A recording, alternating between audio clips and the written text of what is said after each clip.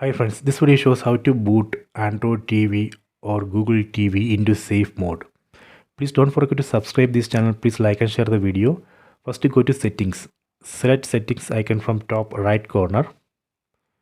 Go to device preferences. Under device preferences we need to locate restart. Select restart. Then press and hold OK button on the remote. Then select reboot to safe mode. Select this option. So this way we can boot Android TV into safe mode.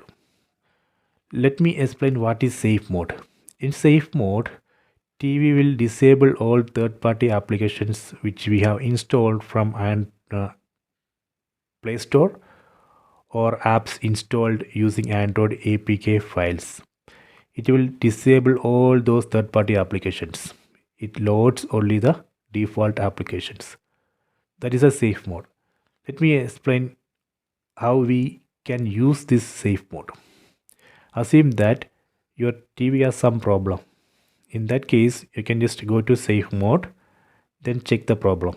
If you are not seeing that problem in safe mode, then you can confirm that issue is because of one of the third-party application which you have installed from Play Store or installed using Android APK file.